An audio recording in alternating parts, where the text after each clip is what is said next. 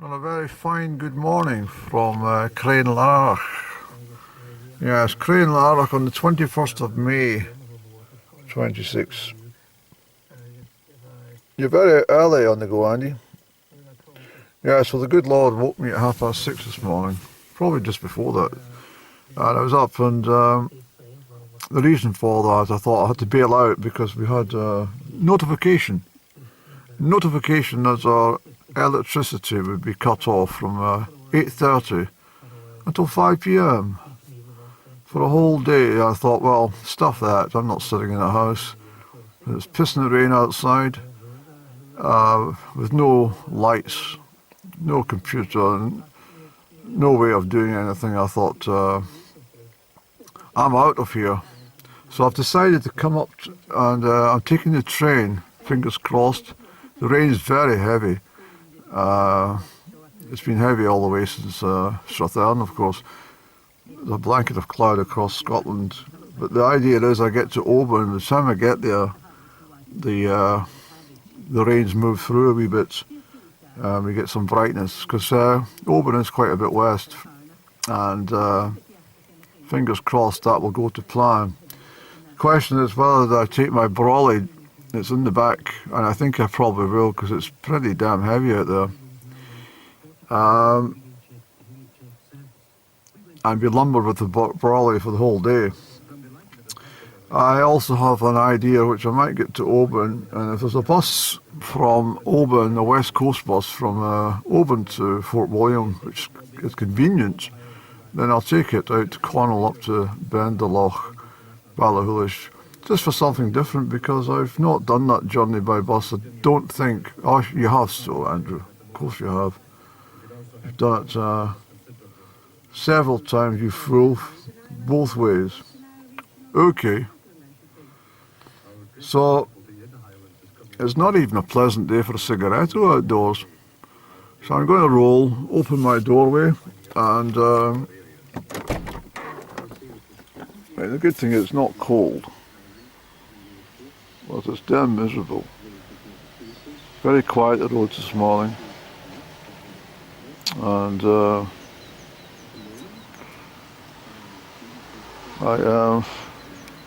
I feel the heat in the atmosphere, though. I feel there's a change on. So giving all the plants a good drink before the sunshine finally breaks through. Ben Moore's up there. You can't see it, of course. But it was quite beautiful, the cloud formations in Glenogle, despite the rain. So I'm going to get the cigarette organised, and then we're going to wander up to the train stop. It's a 10:20 train to Oban. It shouldn't take that long to get there, and we'll decide what we're going to do. I think I will take the brolly, Andy. I just think it's just too heavy for just this jacket, which is all right if it gets a shower upon it and then the sun comes out, but not if it gets soaking wet. In fact, you'll be soaked before you get to the train. So that's the idea. I know it's a bit random, and it's a bit sort of what do you call it? Well, almost impulsive behaviour, but I think it's probably the best thing I can do. The rain is absolutely teeming it down, Andy, but that's what I'm going to do today, and that's my plan, so I'm going to stick with it. So I'll pick you up later in the day, and hopefully the sun's out and me carrying a brolly around and everybody looking. Look at that bloody idiot with beautiful sunshine. He's carrying a brolly. So as I say, I'm at Crieff, and here I am once again. I brought my brolly, and I think I needed it. And then I met, I think he's Australian or a New Zealander, who's standing, he's absolutely slotting. I said, "You alright there?" He says, "No." I said, "Where are you heading, south or north?" He says, "North." But I'm dying for some food, I can't find anything proper. So I gave him directions for that hotel I stayed in. This is because the bar and the other place won't be open till at least 12:30. So he says, "Oh, would you think they'll be serving breakfast?" I says, "Well, at 5 to 10 you might be lucky." or you might be unlucky, I should say. But I'm sure that they'll have something aside. Maybe make you a bacon roll, so he's grateful. He looked absolutely damn miserable. He was soaking wet. Felt so sorry for the chap. At least he had a hat. He didn't have a brolly, but he had a hat. And I've also got my hat. Because a hat's important in the West Coast. It's a damn miserable place, Crown Larrick. I mean, I think they get about 300 plus days a year, which is wet, like this. But as I say, it's not cold, so that's the main. But most of the bulk passengers are on the other side there. That's the waiting room. But I used to like the waiting room years ago when you used to walk in. You couldn't bloody see anyone for the nicotine smoke. No, I'm not joking. It used to be absolutely disgusting. It was a horrid experience. Even travelling on buses. I'm now old enough to well, my memory goes back far enough to remember when you could smoke in buses with the ashtrays behind every single seat. And then they changed it. You could only smoke at the back of the bus, which was a bloody stupid idea. And then I think in double deckers, if I'm right, it was smoking upstairs only. I'm sure that's what it was. It was filthy horrible. That bus journey to Stirling was immensely. When you got there, you were stinking. You're only about 12 years old. People thought you were a heavy smoker. Although many 12-year-olds were. Yeah. I always remember that at particularly at high school, there's all these people collected at 10 to 9 in the morning, all standing puffing away. It was all perfectly okay, and but I didn't smoke, not at all. I hated smoking, and now I smoke a fair amount, Denny. Well, you might start one day, won't you? Yes, I think I might. It just depends on my mood if I want to smoke or not. But I do like it with a coffee or a cup of tea. Right, stop nattering, Andy. Let's wait. We've got 10 minutes, 13 minutes for the train to arrive.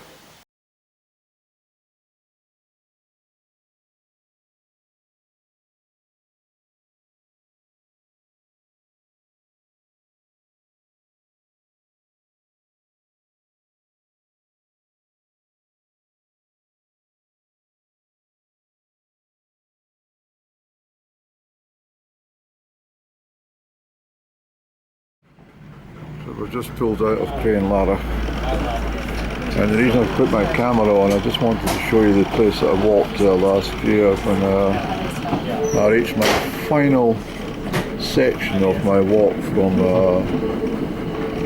well, I actually done it all the way from Tivermore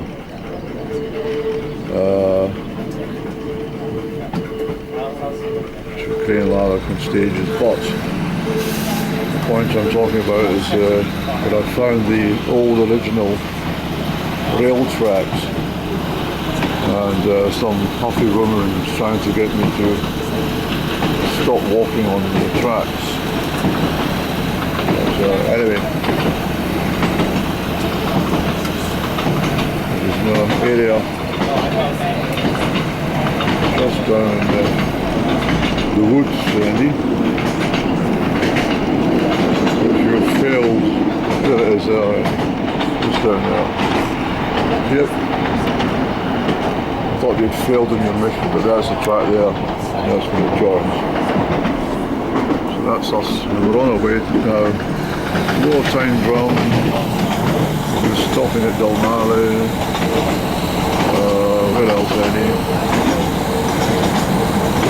Crooken, and Falls of Crooken, and Tain Hill, Connell, and all the rest of it. Exciting journey.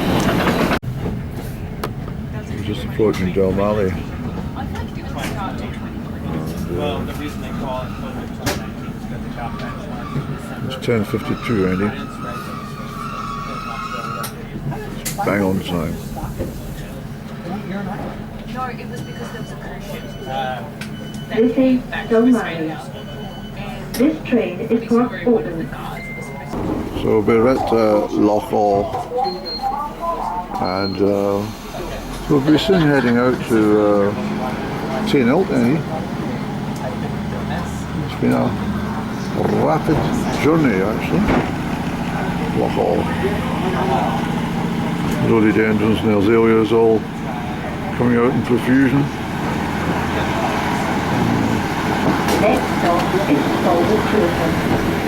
Oh yeah, forgot about that. Falls of Crieff, Andy.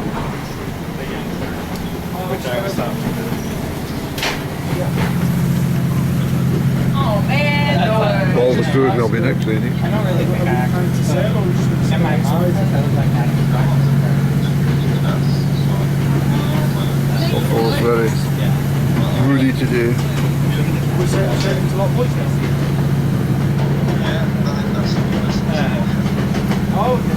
Well, the vegetation's out now, Andy, so you can't see quite as much as you would in the winter, of course, but never mind, it's still a very pleasant train journey. A long while since we've done this one, actually. I think it's from 2018. Yeah. The time we went to Barra. I'm sure that's the last time we were on this train. Is it? I can't remember, Andrew. Oh well. So this is the Falls of Crieff in Mailstop, Annie. And was it a couple of years back I visited the centre down there. This is what they call the Hollow Mountain. It's a massive hydro scheme inside the mountain. All the water's pumped from the top of the mountain, well, runs from the top of the mountain into Loch All, and then it's pumped straight back up again. As you leave the train.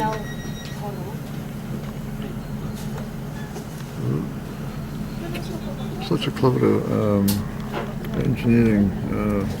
I think it's the first in the world. It's the very first in the world that was taking water from the top of the mountain, put it down into the loch, using the electricity, generating electricity from it, and then pumping the water straight back up in repeat cycle.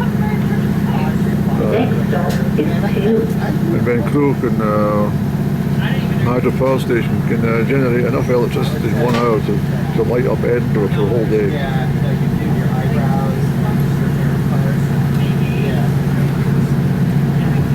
So when you net all these things together, and you have done quite a lot of travels. You have visitations to places. Look at the mirrored Loch All. It's pretty bit the windows, eh? Reflections and That was Claude and here we are, Annie. We're in St. It's 14 minutes past 11. Isn't it quite chimney, Andy?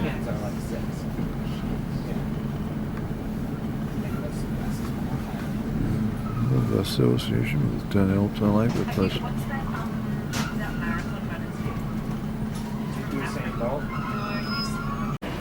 So I'm in Oban. I'm glad I brought my brolly because it's absolutely teeming down. But that's the Glen Sannox. That's that new ship that the started off at £40 million and ended up costing £982 million. And it's well, it's besieged with problems every bloody week. So it's a rather dismal day here in Fort William, Oban, Annie. And there's not much happening. We will find something to do, and I might have a sit down, something to eat actually, just for the next half hour or something. Yeah, it's a dismal day to be in Oban, but it will clear up eventually, but probably as I'm leaving. But I thought I'd do something different today, and I just thought I'd come along, and there's nothing wrong with a visit to a new environment, just to get away from the the local place, and also the fact that well, electricity was going to be out for, due to SSC, the whole village was going to be cut off for 9 hours or something. Don't know what for, but that's what we get told. So that's the story. That was the famous Tartan Tavern bar I used to visit all the time when in Oban. It was a cracking little pub, and it's closed down now. A lot of activity here in the high street. The ambulance trying to get through the traffic and stuff. Well, I'm not having much luck with my video footage today.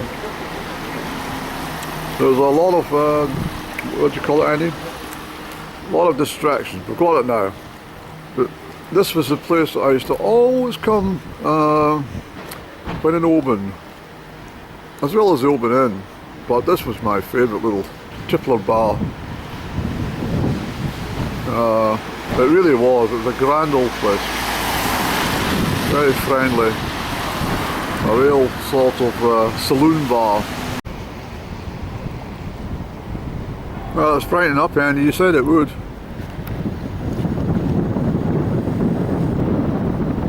You said it would, sir.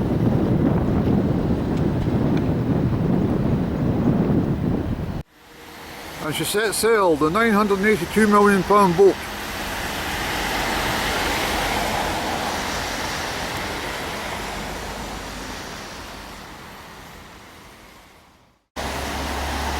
Here we have the offices of the Oban Times, the wonderful newspaper that was printed in Oban for well over a century. I'm going to pop into the museum. I'm not sure if the Oban Times is still printed. I've got a feeling it's like most independent newspapers, they were either taken over or forced out of business. We'll find out. We'll go over to the museum and have a wander, and I quite like forward to that. I might actually pop in and say to them, I've been a star in your newspaper. I was running at Oban Highland Gathering, and I was pictured in your newspaper. Do you have a copy, please? August 1988 was the Duke of Argyll. Do you have a copy? I'll take one.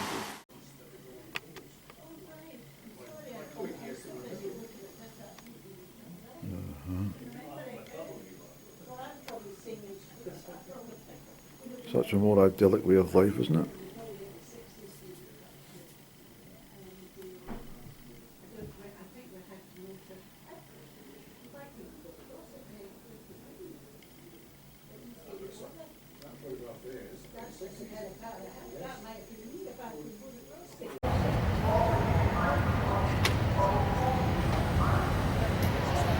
Yeah, well.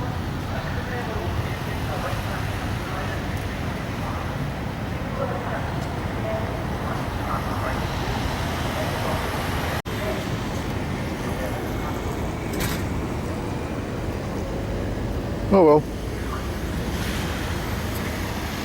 I'm not sure you'll be able to hear me in the wind, but I've had so many pleasurable days in Oban in my life, countless times. But earlier on I couldn't really get focus with the camera on anything because of noise and stuff. Hopefully this is a quiet enough corner despite the traffic and the breeze. But it's warming up and it's drying up as I said it would. And I've still got the brawler with me. But I was thinking back on lots of occasions. I spotted that Tartan Tavern, which was a favourite drinking place, and also over there in the corner, the Oban Inn. But I didn't do a lot of the ones down that direction. I wasn't really keen in these pubs. I have done them, but they weren't really my favourite places, to be honest. I preferred the Oban Inn, and then wander around for getting a boat somewhere. But if I was just up in Oban for the day, and I wanted to sort of spend a little time, you know, hogging a bar stool, then I would often go into the tavern. Just such a friendly bunch and very well missed. But I also remember the times, it was 1986, one of my friends, quite a close neighbour actually, but also a good buddy of mine, and he was actually a running companion for a little while. He was a fucking idiot, but I remember him running the youth race that I had stepped up to men's races at that time, so I was still quite young, 16 or 17, but he had ran the youth race at Crieff, and he was running, he was very sluggish, kind of, he was a really big guy, very sluggish though, and one of the local chieftains, not chieftains Andy, one of the sort of directors, and also running, I better not give his name, but he was involved in running with us as well, sadly no longer with us, a great guy. But anyway, he shouted, come on Richard, you can win this. And he turned around in, front, in the middle of the race and said, you shut your face. And he gave his name. That was coming up for the second lap in the mile. But I remember we came up here in 1986. He joined the Royal Engineers, and we came up here for a visit in 1986. He drove up, and we booked into a B&B, and we got out and got absolutely trashed with a drink, and we're standing in a discotheque it's not far down there. It's called McTavish's. There's one in Fort William and one in Oban. And we're in the disco, and we're standing at the bar drinking, and he was chatting to somebody, and he said to the guy, are you in the army then? He says, I'm in the territorial. And my mate picked up his pint glass and fucking poured it over the guy's head. TA shit, that's what he said to him, TA shit.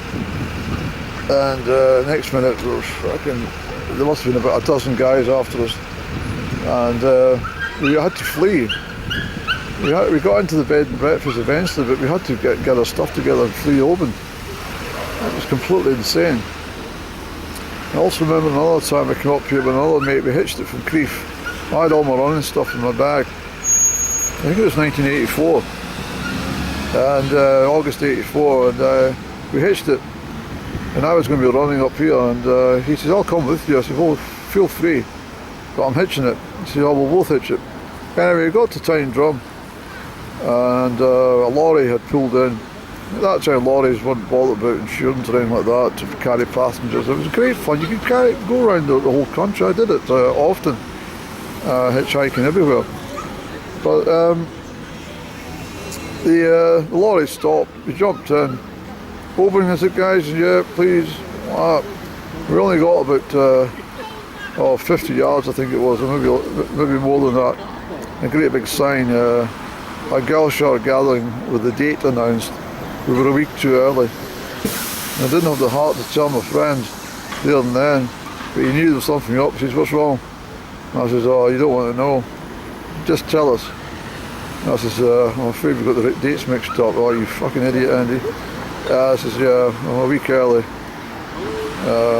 Every so often it does that with the Highland Games circuits. It changes on like Blackford's not always on the exact same date. And Burnham's not always the exact same date. Well, when I mean dates in August, because August could be a long month at times. 5-week month. July is a 5-week month, August is a 5-week month. Well, it feels like it, 31 days, isn't it? And I don't know if that makes sense, but I think I know what I'm talking about. Anyway, we arrived in Oban. He says, well, what is it, plan B? I said, well, there's only one thing we can do. It's absolutely trashed. So we ended up in the Oban Inn and the Tartan Tavern. And we ended up completely smashed with nowhere to stay. We ended up sleeping in a graveyard up that way. It was bloody miserable. And then we hitched it back the next morning. And we stopped at Crieff, I think it was, and got another few drinks. So in honesty, I did drink, but not. I didn't go out every weekend drinking when I was at that time. I just had a drink when I felt like it. Usually I made up for all the missed weekends all at once.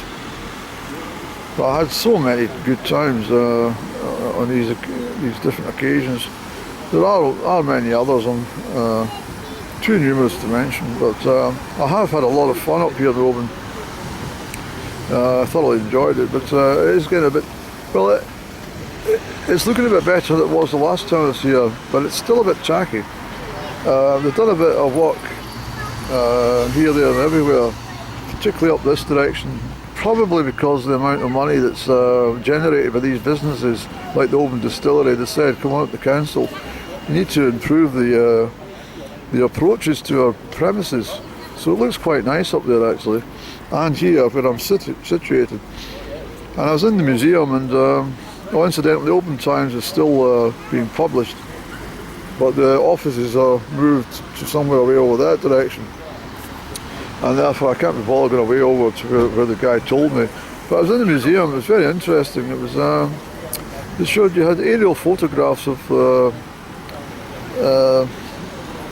1940 with the German Luftwaffe above Oban and what they could see, and so the Germans were in quite close proximity to even my home turf with the bomb dropping. A lot of it was reconnaissance, but they did bomb hell out of Clydebank and parts of Glasgow. And they also tried to bomb, there's an ammunition dump at Methil. They tried to bomb that too, but I don't know if they succeeded or not. But I got a lot of stories from my father and grandparents about the bombing. And apparently from Crieff you could look to the southwest horizon and all you saw was the whole sky was on fire. That was Clydebank when it got blown to bits. But the museum is absolutely brilliant. It didn't cost anything. It's like the one in Fort William. It was thoroughly interesting, really worth a second visit, which I'll do sometime. And that one too, I'd like to go back to that one again. But there's so much information, but it's a lot of military stuff, and but they also had a video. I don't know how they've done it, but they had all the horse and carts and all the people from different eras, from the Victorian period right up until the 1960s, all wandering about in the same parts of Oban. It was really, really well done. I thought it was postcards that had been put together in a certain way to make people look like they're walking, but it wasn't. It was actual footage, coloured footage as well. It really was something else. I did enjoy that. But so I went and had some fish and chips. I went in the restaurant down there. And I sat down. I said, "Have you got any breaded haddock?" She says, "Oh, we don't do breaded haddock, just deep fried." And I said, "Oh, I want breaded." She says, "There's a fish and chip shop up at this end. They might do it." It wasn't really a right thing for the business to do, and I felt a bit guilty. I said to get I shouldn't sit down in your restaurant and then disappear because you don't have what I want. She said, "Oh, you're the customer." So anyway, I walked up to that other place and I sat. The food was all right, but what was really disturbing was the fact that they didn't have any cutlery. It was plastic bloody forks and knives. Not even good plastic. It was bloody shite. You couldn't even, if you stab your fish, your bloody fork broke. No, I thought it was pretty tacky. It wasn't cheap. It wasn't overly expensive, but it was just not right. But I needed to have something. I wanted to have fish and chips. I haven't had fish and chips for bloody ages and ages and ages. But, so there's a little shower coming across, Andy, but we're quite happy here. And as I say, it's not cold. I could have taken an Ember. Was it an Ember bus you call them, the electric buses? I could have taken one of them to Edinburgh. Would have went through Crieff at 1:30, but I thought it was a bit early to depart, so I'll get a Citylink bus at 4 o'clock, I think it is, just after 4. I don't want to pay unnecessarily for a train back, but I get a free bus to Crieff, so. But I really enjoyed my train journey. I wanted to do that today, and that was the whole package. Coming up to Crieff, getting up at 6:30 in the morning, getting up to Crieff and getting boarding the train at the correct time and getting out to Oban early. And basically I had fish and chips at midday. And I was over in that bloody Hinbar. You see that bloody Hinbar coffee place? There's that Fort William bus 918. They don't leave Oban at convenient times. They all leave early in the morning or tea time. So there's not one in the afternoon I could get. I thought I'd maybe go up to Benderloch and Ballahullish and stuff, but I'm glad I didn't now. What I was going to say, so I said, yeah, I'll try some of your Ugandan coffee. She said, oh, we haven't got any ready. It'll take about, 15 minutes to make it. I said, oh, what have we got? As soon as she said Ethiopian coffee, I knew I was in for a disappointment. So I bought it, £3.10 for a small carton. And I hate this new idea of everywhere you go for coffee now, when you get charged and you put your card down, there's a bloody thing that says 10% service charge, 20%, 30% or 50%, or skip for no service, no tip. And I skip it and they give you a bloody dirty look, as if to say, what a miserable bastard you are. I'm only in for a coffee, £3.10 for a small bloody shitey Ethiopian coffee, the sort of stuff that Starbucks use. That's why Starbucks and that make such huge profits. The bloody cup costs more to make than the coffee does. Ethiopian coffee's renowned for being shite. Ah, no, not the Ethiopian, Andy, no. Take all that back, it's not Ethiopian, it's Vietnamese coffee. Starbucks use Vietnamese coffee. So she's forgiven actually, that girl over there. Ethiopian coffee, it's alright, but I think I would have preferred the Ugandan for some reason. Idi Amin. Most people don't know who the fuck Idi Amin is. Yeah. Entebbe Airport. Remember that situation, all those Israeli hostages? They freed a whole lot of them.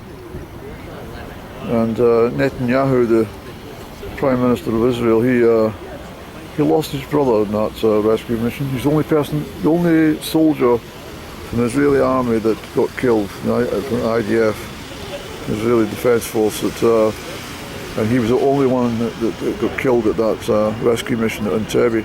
They saved all the hostages and everything. It was amazingly well planned too. When was that, Andy? Was that 1976? I think it was. But anyway, I'm sitting here with my camera, I've got glued to my hand. Specsavers. What else have we got? Stand up for a moment. Oban all the way out there. It's very good. I was sitting here for a little while, but I preferred something comfortable with my back. I'm going to have another cigarette. It all looks very good down there, doesn't it? That's a very rare sight these days. A happily married couple. Or just married. I wonder how long that will last.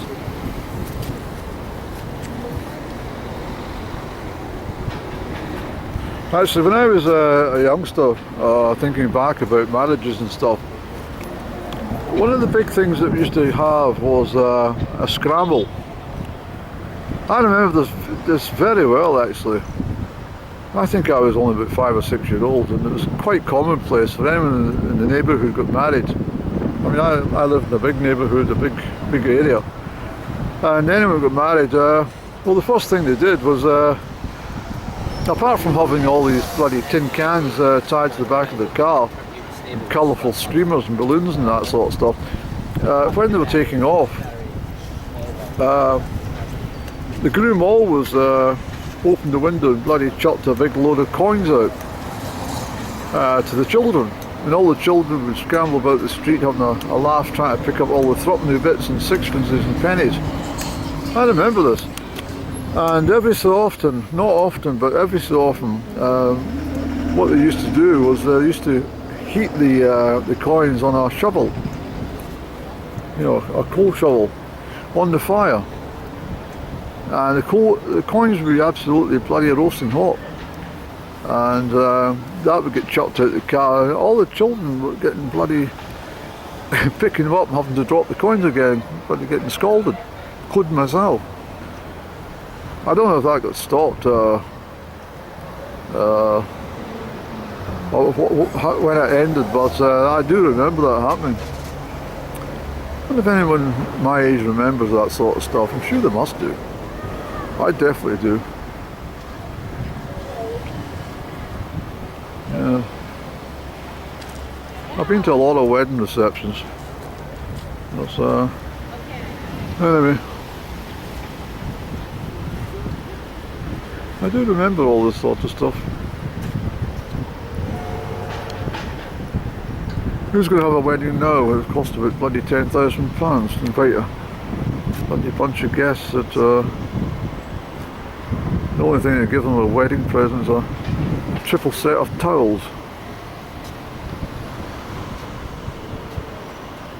A bath towel, a hand towel and a face cloth. 60 guests do exactly the same.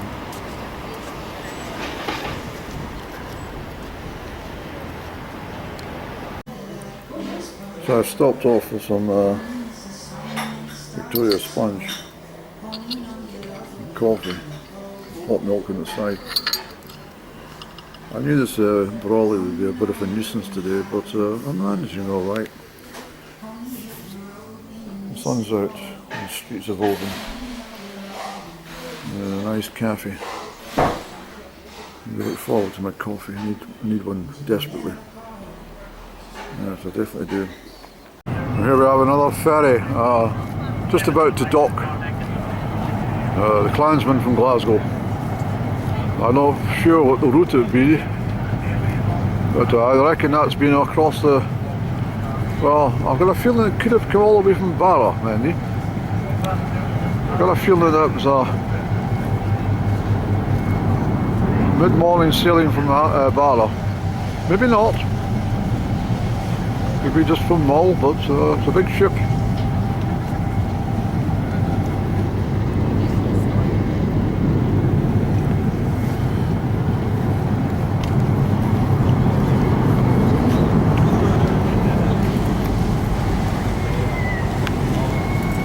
Nothing like being in a vessel, it really is. When you head out onto the open water, it's a grand feeling. I've met you before. Yes, I've met you before. Just you behave yourself, sir. Don't be taking anyone's chips off them. Always ask first. Don't just swoop in and take them. Little rascal you are.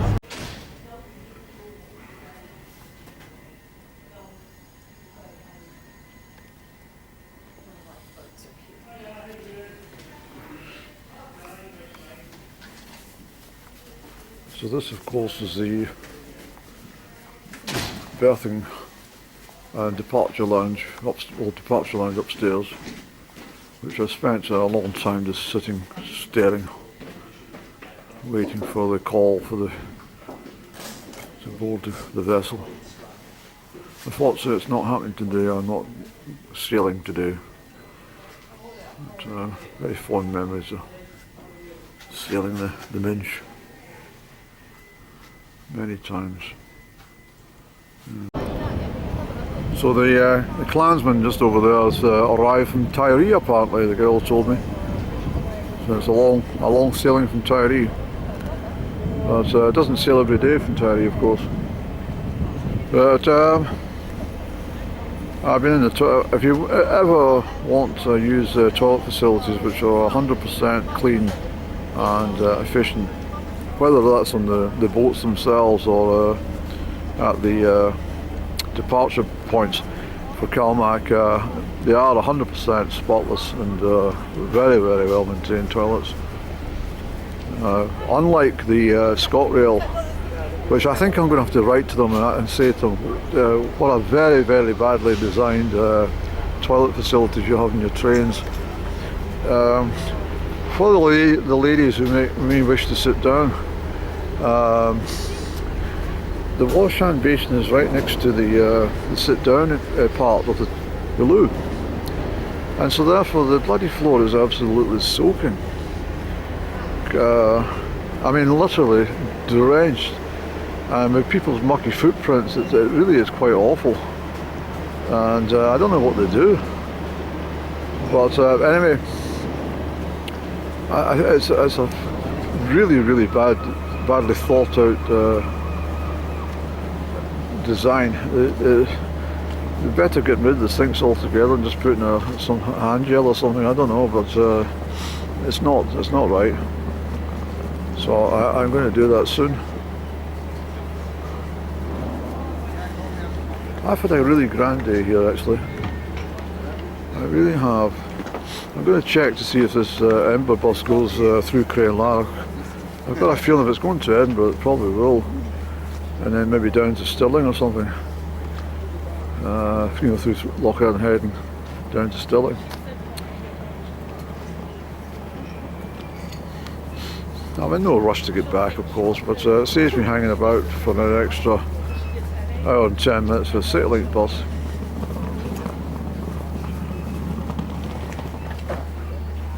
But there's definitely a heat in the sun when it tries to pierce its way through the cloud. In actual fact, I'm glad it wasn't a blazing hot afternoon, because I've still got the wet gear on from this morning. And but it's been a fabulous time. I've really enjoyed myself just milling around and taking things very easily, which is all about a day out, isn't it? That's what you want a day out, just no pressure, just wandering around, and you know, nothing in your brain to disturb it. I was in for a coffee at that Black Croft across the street there. I have to tell you, it's a damn good coffee. The Victoria sponge was only £3, which I thought I was expecting it to be about, you know, £5.95 or £6, which I might have said no to, but she says no, it's only £3.10. I said, well, slip that in a plate, will you?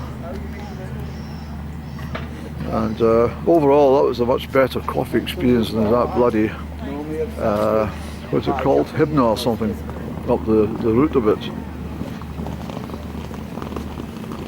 With the service charge. Nonsense. If you're going to give a tip, it's after you sat down in a restaurant or a cafe and the person's, you know, worked really efficiently and been very pleasant and stuff, then you say to yourself, well, you know, that's a really, really top class service. Here's something for yourself, or here's something to share with the rest of the waitresses and waiters. Or beer, and he really is trying to keep up with it.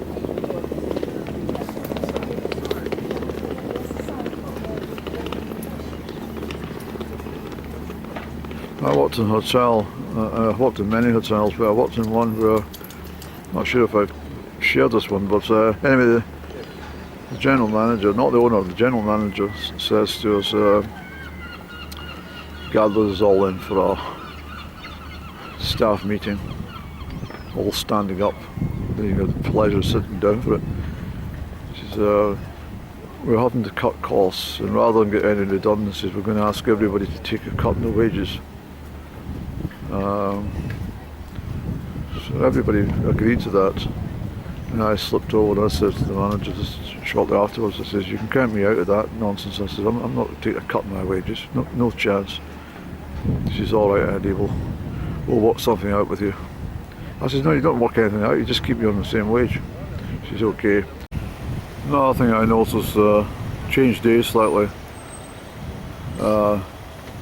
But I used to take out your tobacco tin to roll yourself a little cigarette, and within about 2 minutes somebody would go over, you only got a cigarette there. Bertha used to be terrible for it. We used to stand at the bus stop and or the bus station, whatever. It was absolutely awful. Oh, sorry, I had to remove some footage there. So what I'm saying is that we used to have to, well, quite honest, I'm quite generous and kind with You get pestered for a bloody cigarette by low vibrationals. I used to tell them to piss off. No, you're not getting one. Sorry. Unless the approach was kindly, you know. I'm not trying to be funny here, but if you approach to, listen, I've not got any tobacco, but I could actually really do with a smoke, just the kind of day I've had or something like that. Oh, I said, don't worry about that. Here's a little extra for later. Somebody gives a cigarette. No, piss off. I'm just thinking as well, I remember the time I came off the train at Glasgow from Queen Street, walked across the street into the bar, got myself a pint. Right away I spotted him. I thought, here we go, this guy's going to badger me right away. Sure as hell, within 2 minutes of gazing around, where will I go and sit? I grabbed a table, one of those small round tables with 2 chairs. Within 30 seconds he pulled up one of the stools, sitting opposite. Love, hate tattooed on his knuckles. And he says, what team do you support? I said, I don't support what team do you support? I says, what team? Yeah, football team. I says, I don't follow football. Ah, you must support some team though. No, I don't follow it. Well, if you were asked if you're a Rangers man or a Celtic man, what would you choose? I said, I don't follow football. Yeah, but you must have followed the football at some point in your life. I says, no, I've not. Oh, even at school? I says, no. Well, what is it? Is it rugby? I says, no. And then he just started going through all these bloody list of sports. I says, no. He said, I think you're pulling you're pulling me one. I says, no, I'm just not into sport at all. And he said, buy me a pint.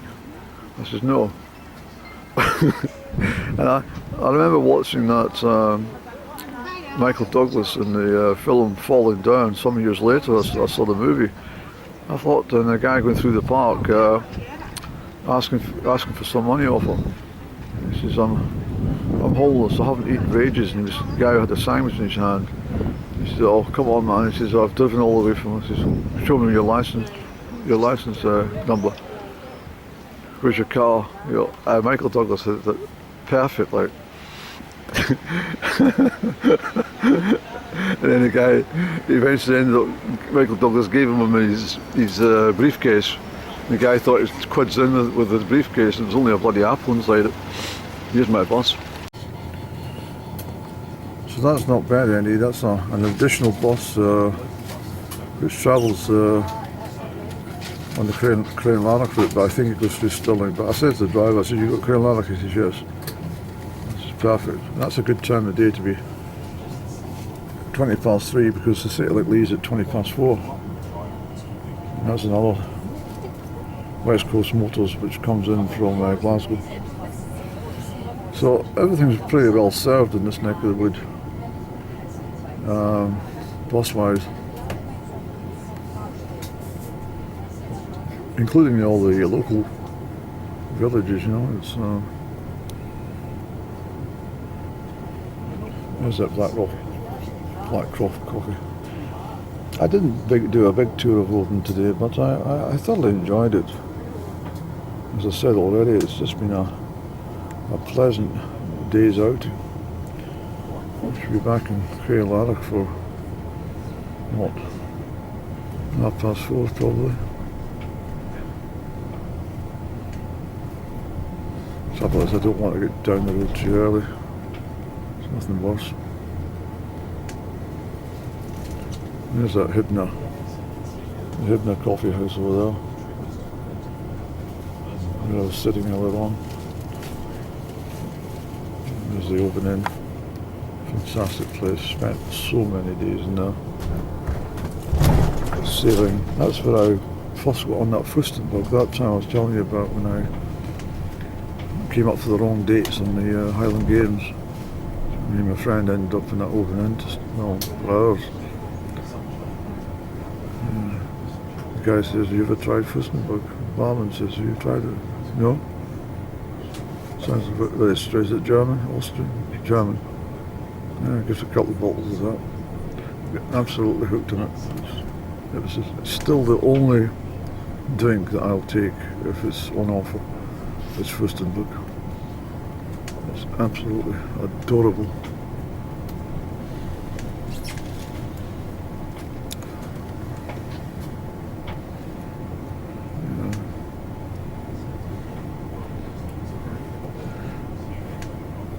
The Scottish government need to do it. What this used to be, this whole area used to be roses everywhere. I remember it all covered in roses and beautiful flowers.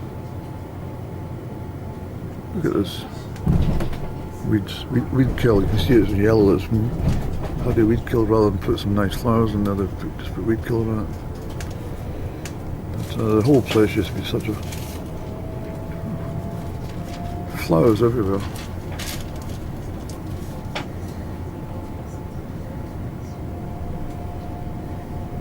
So the rain started to close in again, so the Met Office, look at all these azaleas and roadies. The Met Office got it wrong again, didn't they? You can't plan anything with that Met Office. They're absolutely, utterly hopeless.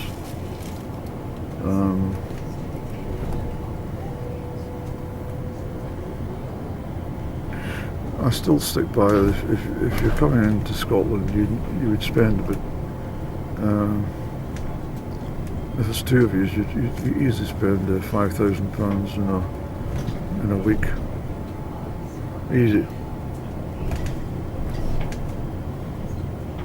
Unless, of course, you're very, very careful. If you didn't drink and you just ate chips or something.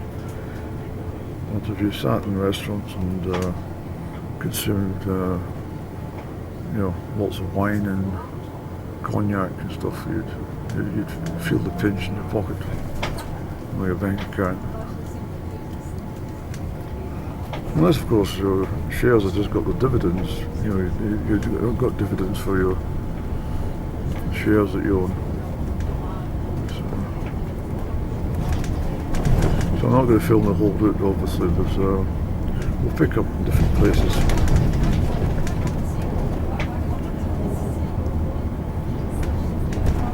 I've decided that I'm coming west now. That's as far as I go with Crieff. It's enough for the motor.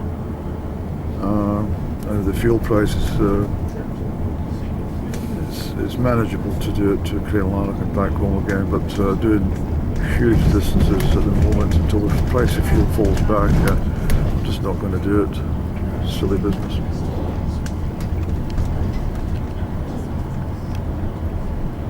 I'll tell you what, this bus is pretty quiet. It is electric, of course, but